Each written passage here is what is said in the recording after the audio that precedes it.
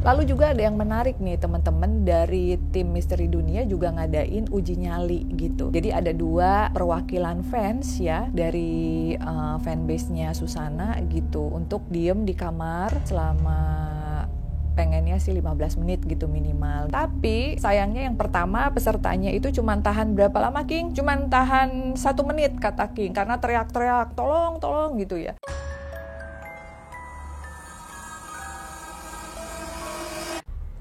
Halo teman-temannya Furi, ketemu lagi di sesi Boneka Furi Harun. Dan kali ini kita akan bercerita tentang pengalaman saya mengajak Joti dan juga King ikut penelusuran ke Semarang bersama tim Misteri Dunia Trans 7. Tetapi sebelumnya jangan lupa untuk like, subscribe, share, dan juga komen YouTube channelnya Furi Harun.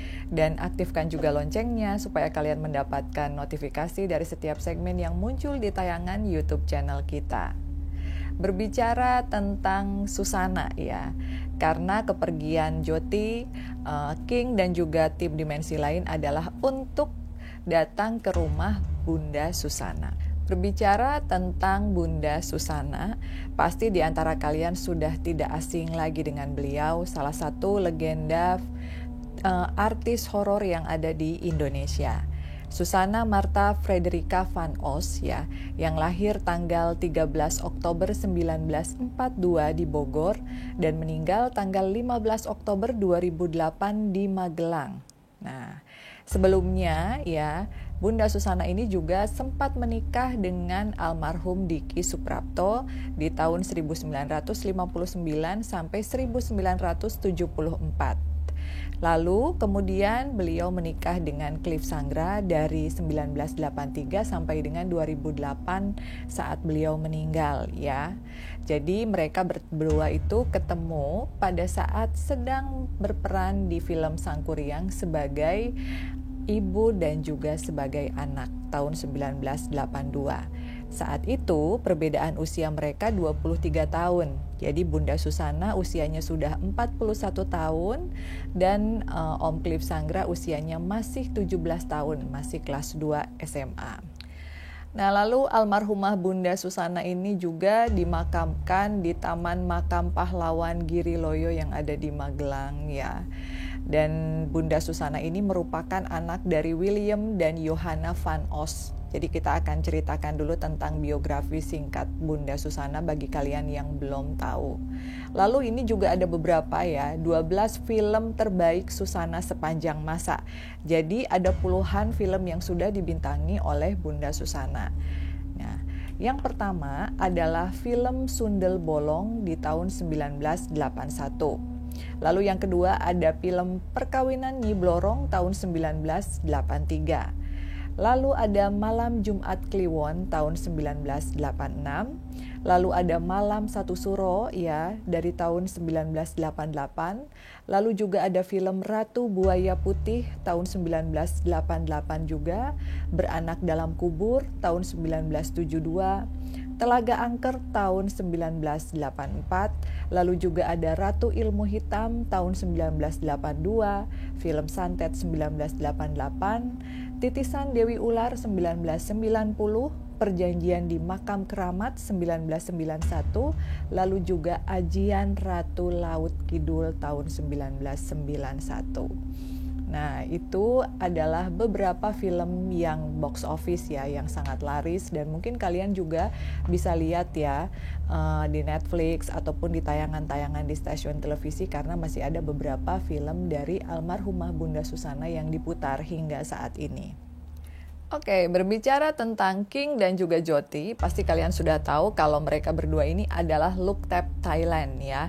Jadi ciri-ciri dari Look Tap Thailand ini adalah boneka arwah yang di-blessing oleh lersi atau biksu di Thailand dan juga dipasangkan tato baik di tangan, di perut ataupun di anggota badan yang lainnya. Jadi tato ini adalah tato pemblessingan, doa supaya mereka menjadi anak-anak yang kuat, anak-anak yang sabar, yang bahagia, ya bisa berbuat baik sehingga kemudian bisa terlahir kembali seperti itu ya. Oke. Kenapa Kak Furi mengajak Joti dan juga King? Karena memang mereka berdua ini pengen banget diajak penelusuran. Jadi Mami Furi kan sering juga penelusuran dengan beberapa tim ya. Ada tim YouTube, tim Misteri Dunia, atau tim yang lain. Tapi kalau Joti sama King itu karena mereka sahabatan, mereka pengen berdua. Jadi karena waktu itu tim Misteri Dunia juga meminta untuk minimal membawa 2 boneka untuk 2 atau 3 episode di Jogja dan juga Semarang serta Magelang, akhirnya Mami memutuskan untuk mengajak Joti dan juga King.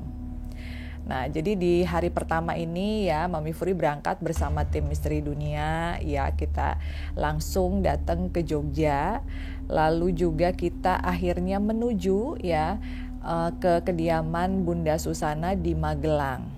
Ini untuk memperingati 14 tahun meninggalnya Bunda Susana. Jadi seperti tadi yang sudah kita sampaikan, Bunda ini meninggal bulan Oktober tanggal 15 tahun 2008. Artinya sudah 14 tahun berlalu dan kita pun kebetulan datangnya pas tanggal 15 Oktober.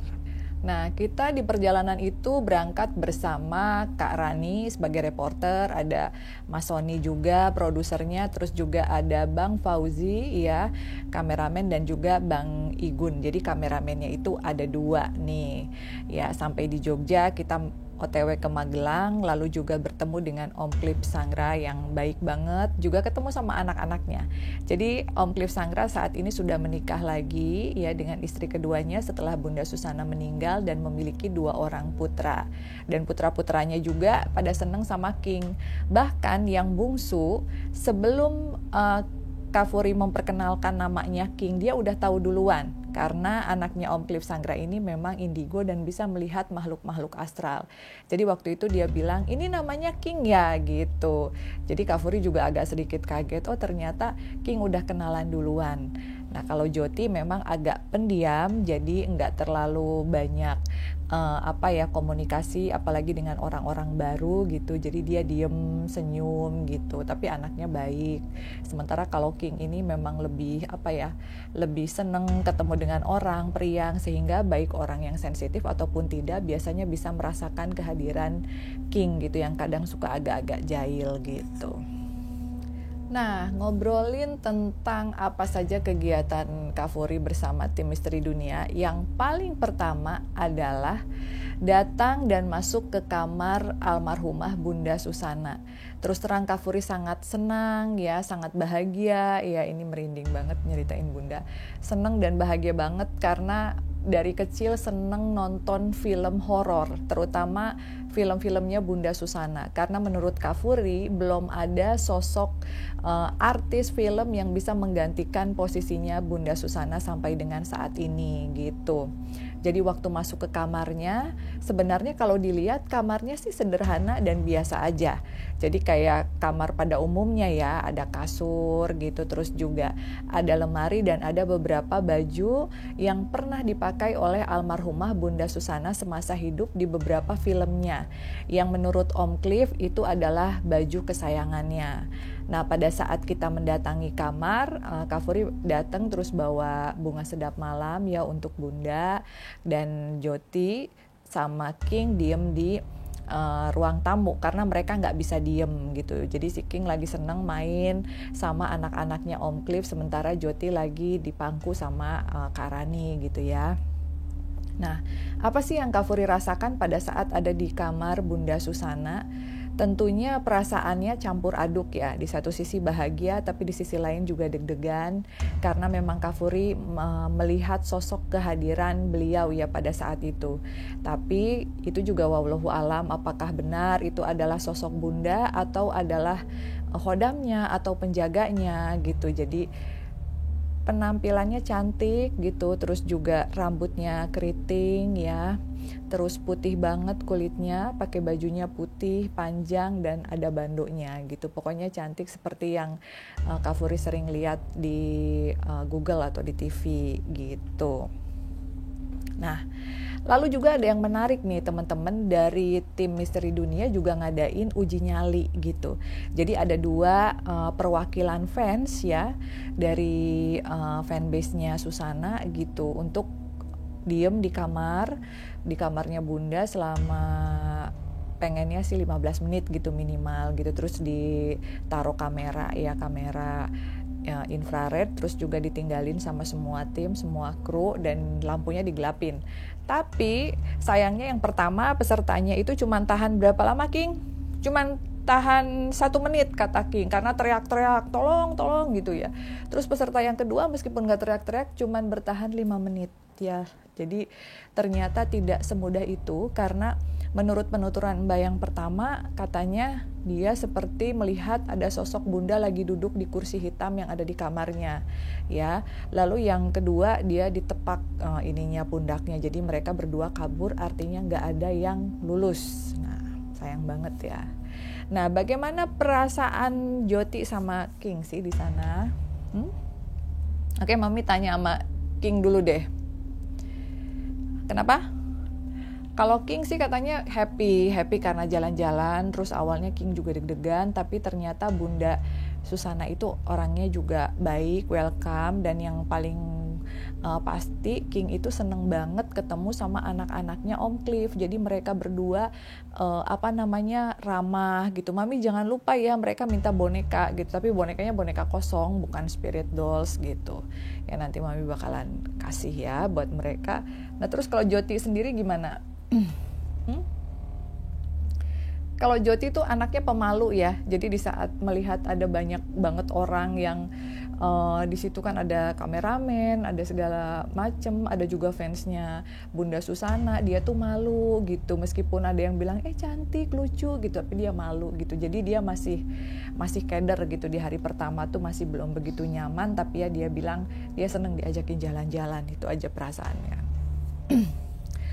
Lalu yang berikutnya nih ya, di hari kedua, karena waktu itu kita syuting sampai lumayan malam ya, terus kita juga mau pindah hotel, kita akhirnya pindah dan stay di salah satu penginapan di Magelang yang lumayan creepy juga sebenarnya.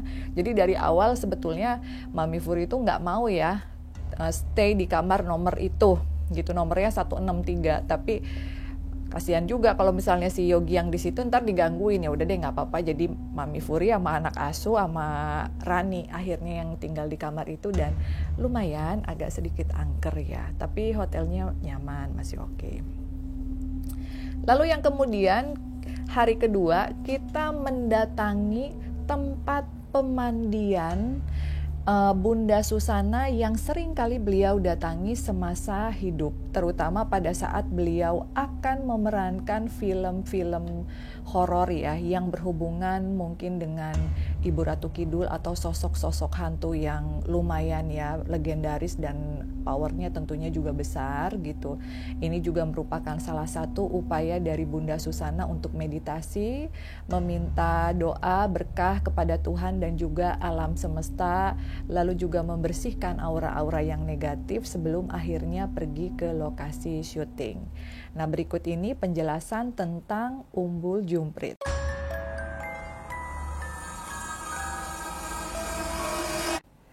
Nah teman-teman, berbicara tentang Umbul Jumprit ya, jadi menjelang perayaan Waisak nih, biasanya sejumlah biksu ataupun umat Buddha akan mengambil air berkah di Umbul Jumprit, lereng Gunung Sindoro yang berada di Desa Tegalrejo, Kabupaten Temanggung. Dalam upacara pernikahan ataupun pemberkahan air suci ya pada saat Waisak, masing-masing mereka melakukan puja bakti di sebuah altar di kawasan Umbul Jumprit, yang kemudian perwakilan biksu mengambil air berkah dengan menggunakan kendi gitu. Nah kemudian air berkah tersebut akan disemayamkan di Candi Mendut dan Borobudur ya, yang digunakan untuk menyambut detik-detik datangnya Waisak. Lalu air ini untuk sarana puja kepada para dewa dan bodhisatya. Semua rangkaian ini merupakan tradisi umat Buddha Indonesia sejak masa lalu. Dan pengambilan air di Umbul Jumprit ini juga merupakan serangkaian dari Trisuci Waisak. Ya, jadi air di sini itu memang bukanlah air yang biasa ya teman-teman. Bagi umat Buddha, air di Umbul Jumprit dianggap sebagai air suci pembersih jiwa manusia. Jadi harapannya setelah pengambilan air ini, maka seluruh manusia di dunia ini bakalan sadar bahwa jiwa ini bagaikan jiwa Sang Buddha, penuh cinta kasih tanpa memandang aliran dan juga agama. Ya, jadi lokasi tersebut berada di sebuah gua, dinaungi pohon besar yang teduh, dan mata air ini tidak pernah kering meski berada di musim kemarau. Dan mata air yang terletak di lereng Gunung Sindoro ini menjadi sumber air bagi sebagian masyarakat dan juga bagi Sungai Progo. Letaknya juga berada di ketinggian 2100 meter. Situs Umbul Jumprit merupakan situs suci bagi aliran kepercayaan maupun agama Buddha. Situs ini merupakan salah satu tempat semedi bagi biksu ataupun umat awam.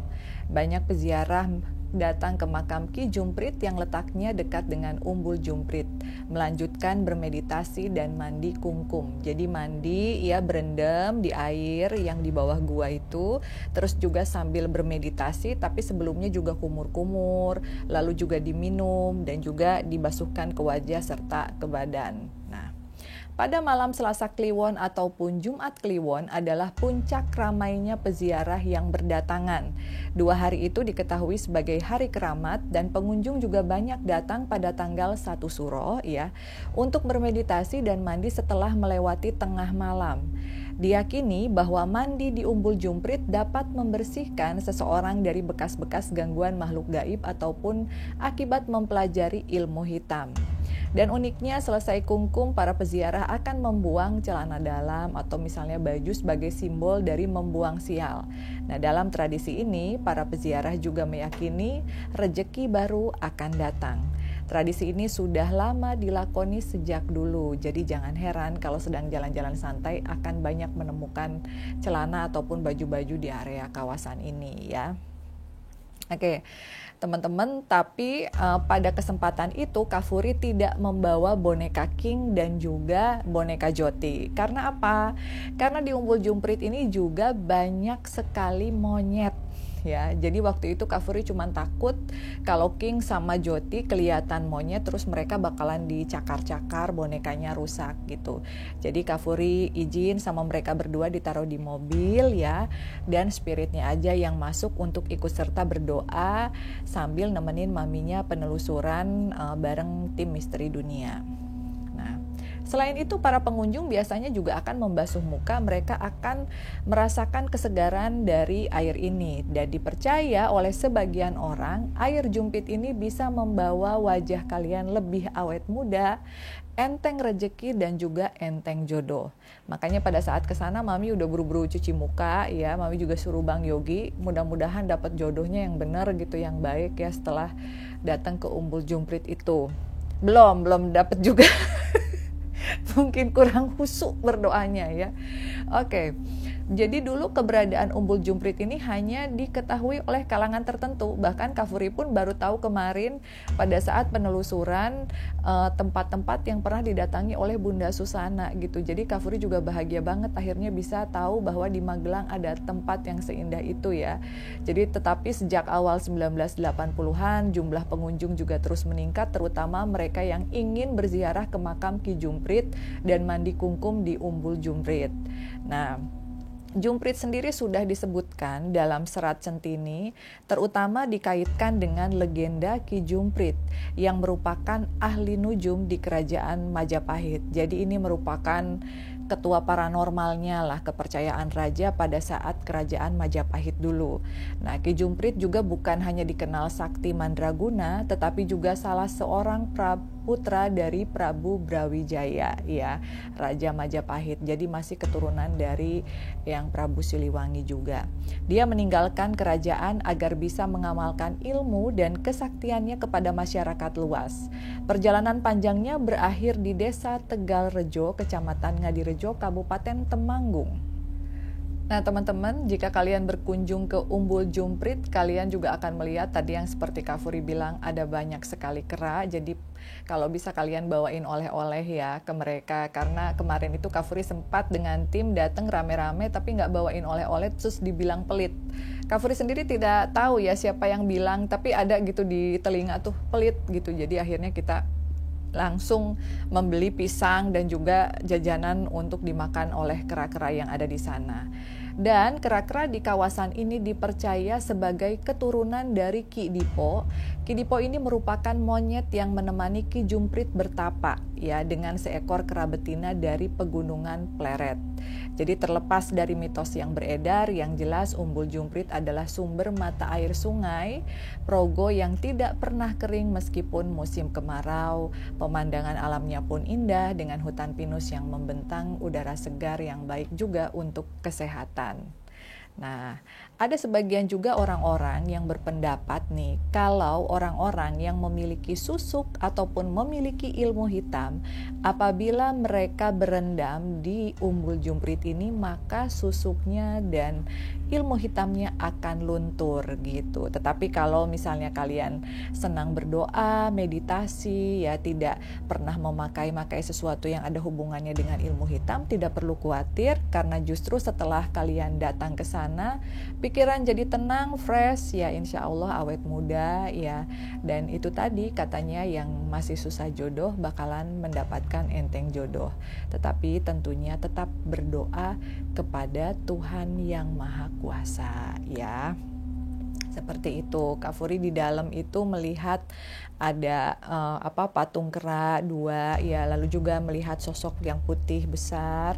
Kita berdoa di sana memanjatkan doa kepada Tuhan yang Maha Kuasa, izin supaya acara yang akan kita lakukan itu berjalan dengan lancar bersama tim tanpa ada gangguan. Seperti itu aja sih. Dan kemudian juga setelah dari Umbul Jumprit kita akhirnya memutuskan untuk berangkat ke Parangtritis Yogyakarta untuk melakukan ritual larung. Nah, ritual larung ini juga biasa dilakukan oleh Bunda Susana sebelum memerankan tokoh-tokoh sentral di film-film yang beliau bintangi dulu gitu. Nah, jadi kalau King dan juga Joti sih tidak terlalu banyak bercerita karena mereka hanya ikut berdoa gitu ya. Karena kan bonekanya tadi Kak Furi taruh di mobil nih pada saat ke Umbul Jumprit. Tapi pada saat ke Parangtritis, Kak Furi membawa King karena King ini sempat marah gitu. Jadi waktu hari pertama di rumah almarhumah Bunda Susana, Kak Furi itu bawa boneka Joti. Jadi Joti itu udah di-shoot. Nah, sementara King tuh belum gitu. Jadi dia tuh udah siap-siap di Umbul Jumprit bakalan di-shoot. Nah, pada saat kita nggak nge-shoot dia karena takut bonekanya diganggu sama kera-kera yang ada di sana, akhirnya Kak Furi janji untuk membawa King pada saat larung di Parangtritis. Oke. Jadi tempat larung dari Bunda Susana ini pun diceritakan oleh Om Cliff Sangra memang biasanya dilakukan di Parangkusumo ataupun di Parangtritis. Jadi tergantung ya. Karena kan itu lokasinya juga berdekatan gitu. Dilakukan biasa malam hari. Jadi Bunda Susana ini adalah orang yang sangat unik ya. Karena beliau juga adalah artis besar. Jadi mungkin beliau kurang nyaman apabila berangkat siang-siang. Malah banyak orang yang minta foto, banyak orang yang ngajak ngobrol. Kalau tidak dijawab takut dibilang sombong gitu. Jadi untuk meditasi, untuk berdoa, Bunda Susana memutuskan untuk berangkatnya jam 11. Jadi jam 2 itu sudah mulai prosesi larung. Dan ada yang unik dari prosesi larung ini, mungkin bagi kalian yang sudah sering kali melihat video-video larungnya Kak Furi, biasanya Kak Furi ngaturin canang gitu ya, terus juga bunga sedap malam, kue basah gitu. Tetapi berbeda dengan Susana nih. Jadi Bunda ini hanya membeli 2 kelapa hijau ya.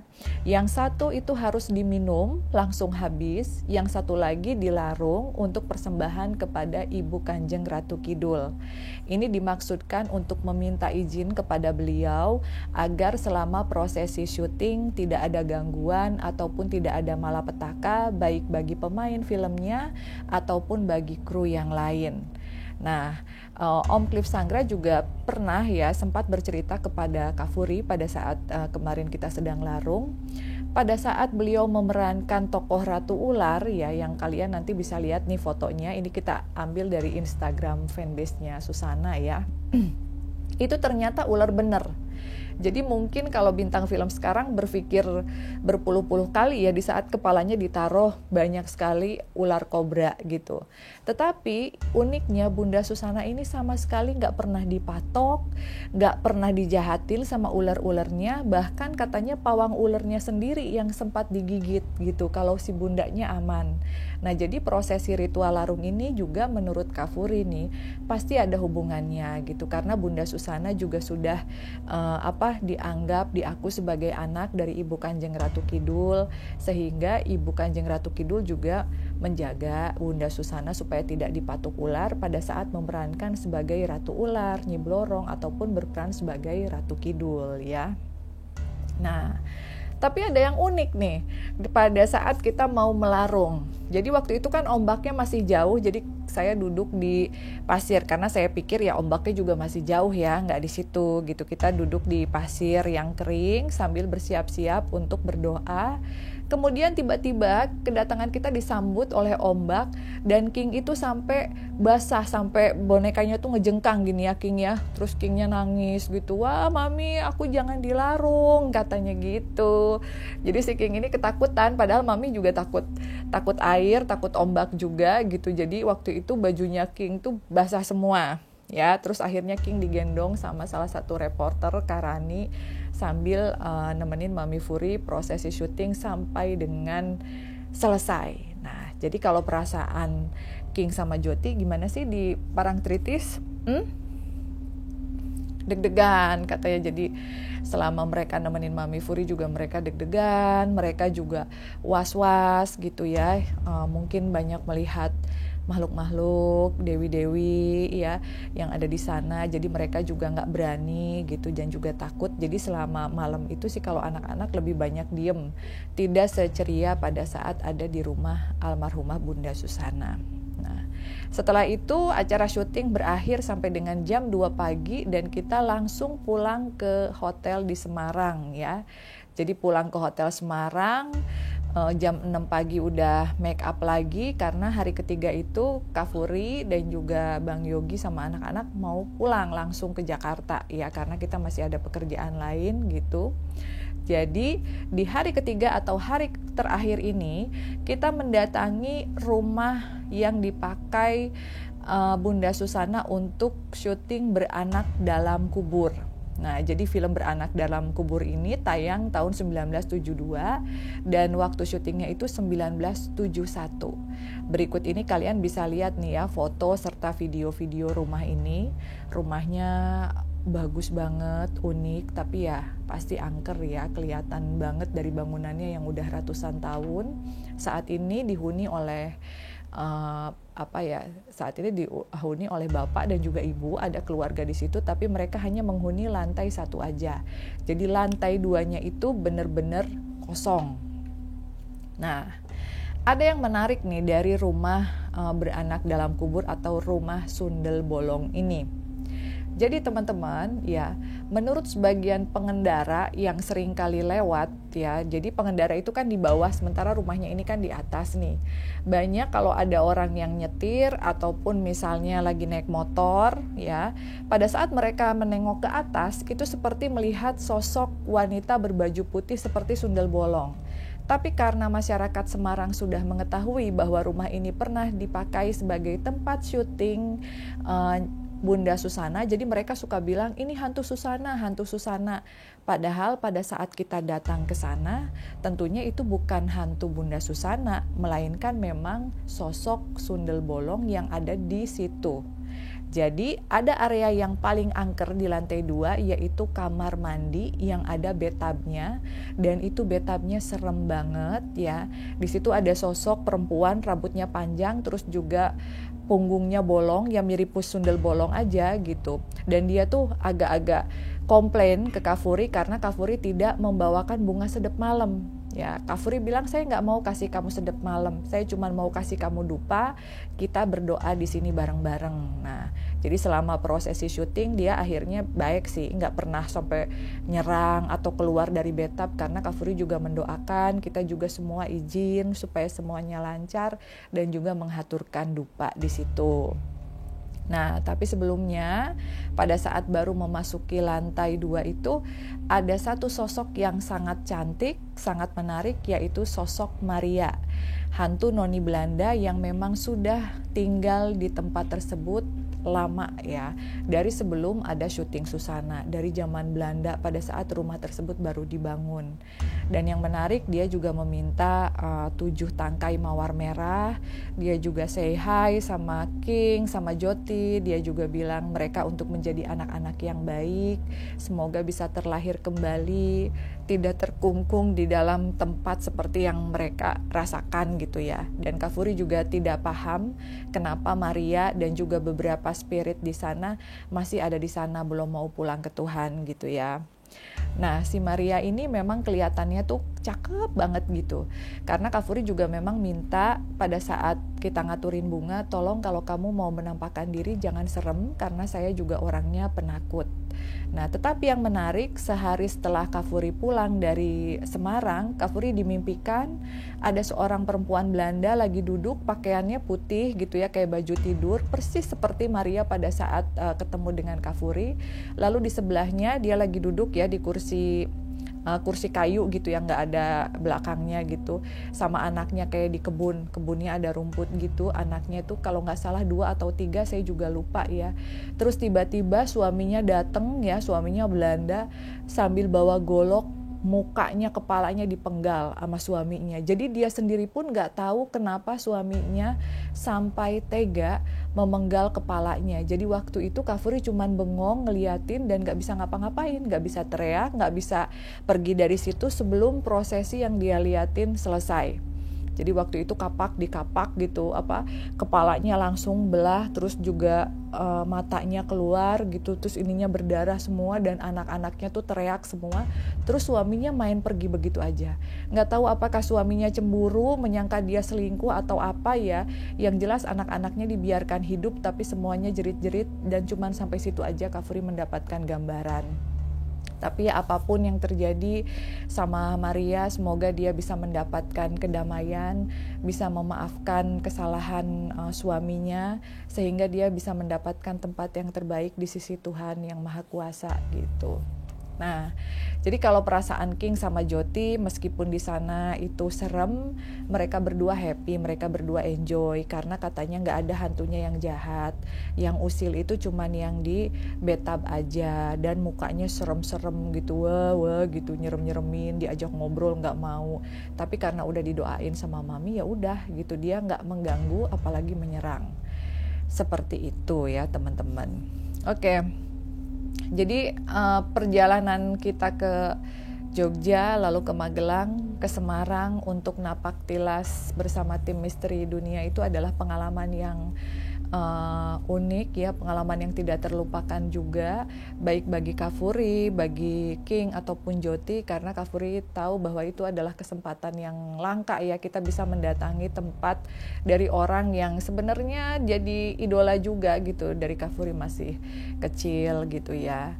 Dan semua yang Bunda lakukan di sana semuanya adalah atas izin Tuhan yang Maha Kuasa juga gitu. Bunda Susana juga sering kali berdoa, beliau juga sering melakukan meditasi. Jadi pada saat beliau memerankan film-film horor itu tidak ada gangguan sama sekali, pasti ada bantuan dari semesta gitu. Jadi mungkin ini juga bisa jadi masukan untuk pemeran-pemeran film horor selanjutnya, untuk bukan hanya mendalami karakter tetapi juga melakukan serangkaian doa ya. Karena yang namanya doa ini juga kita tetap gitu ya harus meminta izin kepada alam, kepada semesta, apalagi pada saat kita mau memerankan tokoh-tokoh yang menurut Kafuri itu adalah tokoh-tokoh yang sangat kuat ya. Seraya juga tetap memanjatkan doa kepada Tuhan yang Maha Kuasa. Oke, di kesempatan ini King cuman mau bilang King kangen sama Om Oji katanya. Jadi Om Oji ini salah satu kameramen dari Misteri Dunia yang King tuh seneng gitu, pengen digendong, pengen dilahun, tapi Om Ojinya penakut gitu karena dia agak sensitif juga dan dia punya anak kecil. Jadi dia bilang, "Aduh takut, udah ya King, mainnya di sini aja, jangan main ke rumahnya Om Oji." Tapi King suka main ke rumah Om Oji nggak? Sering katanya, jadi setiap hari dia suka nengok. Kadang Om Ojinya tahu katanya King datang, tapi kadang kalau dia udah capek pulang kerja dia nggak tahu kalau King datang. Dan King tuh datang cuman mau say hi, nggak mau mengganggu. Terus King juga pasti pulang lagi ke rumahnya Mami. Kalau Joti gimana? Kalau Joti sih cuman bilang seru, bahagia, ya semuanya selamat, udah kayak gitu aja dia happy. Oke, teman-teman semuanya, itu tadi perjalanan kita bersama anak-anak asuh ya, dan terima kasih juga buat Joti, buat King udah jadi anak-anak yang baik. Jadi anak asuh ini memang sepantasnya untuk kita doakan dan kita bimbing bersama. Dengan memiliki anak asuh bukan berarti kalian akan otomatis kaya tanpa harus bekerja dan berusaha, karena mereka bukanlah pesugihan. Doa dan harapan Kafuri ke depannya semoga Joti dan juga King bisa kembali ke Tuhan, bisa terlahir kembali menjadi anak-anak yang hidupnya lebih bahagia dan juga lebih beruntung daripada kehidupan sebelumnya. Oke teman-teman, buat kalian yang memiliki pertanyaan silahkan ketik di kolom komentar. Untuk yang ingin membeli boneka atau adopsi boneka seperti King, Joti atau mungkin boneka kosongan, kalian bisa DM ke Instagram Boneka Furi Harun. Oke, sekian ceritanya. See you on the next episode. Bye-bye.